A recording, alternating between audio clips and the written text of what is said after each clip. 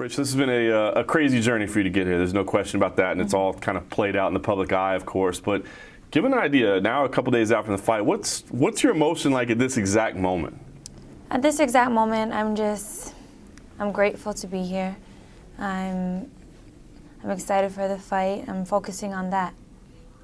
Why was it so important for you to fight? I know you made it known that you wanted to stay in this matchup, and I don't think anybody would have faulted you, physically, psychologically, mentally from bowing out of this. So why was it that you said, no, I've got to be in this fight? Yeah, I mean, I had every reason to, pull out or not be here today, but I felt that it was important for me to fight because of that. I feel like it's not only a challenge to myself, fighting in general, it's one of the most difficult sports, not just physically, but mentally, spiritually, emotionally, all around. So, and then I add all of this on me, all this extra stuff. It's really defining. I'm really figuring out and finding out who I am as a person. And hopefully through my life, people can get motivated, inspired through it. How quickly did you reach that point? Because as you said, physically, mentally, this is so demanding. Then you add everything else in there. It's got to be tough. I mean, there had to be at least a moment where you thought, I'm not doing this. It just doesn't make sense.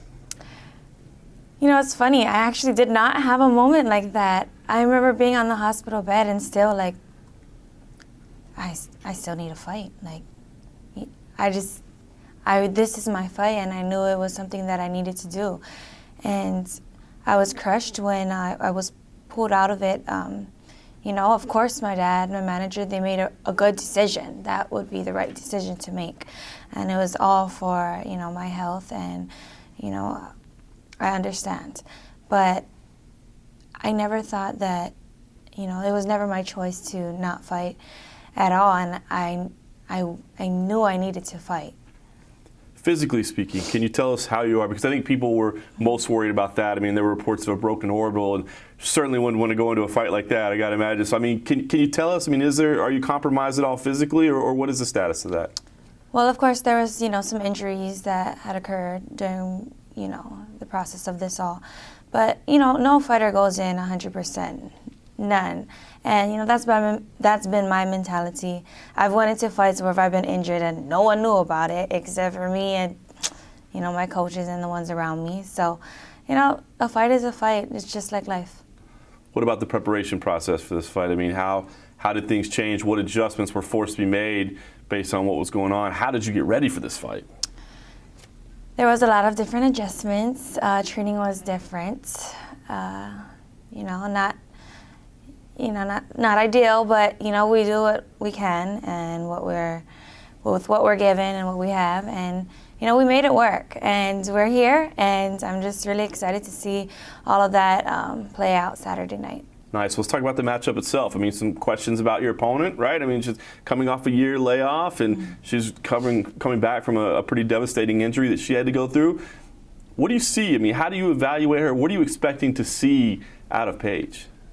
Well, first off, I know Paige is a veteran of the UFC. She's very well known. I understand that this is a big fight. She's a big name, and as far as physical, I know she's very spunky. She has lots of heart, good conditioning, and I got lots of heart too. And I feel like this is just gonna be a really exciting match, not only for me and Paige, but for the fans as well. I don't think anybody is gonna lose out on this one. Do you feel ultimately, your wrestling, your grappling is definitely going to be the key to this fight when you look at the stylistic matchup?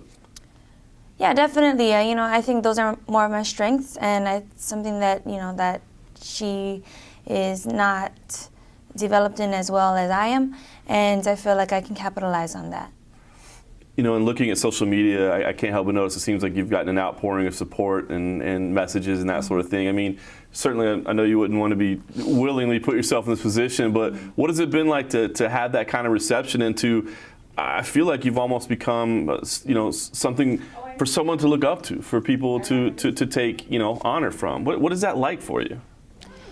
The outpour of support that I've been getting in just, these past couple of months have been humbling. I'm so humbled and grateful for, you know, just everyday people, strangers around the world that I don't even know, that reach out to me and share with me their stories.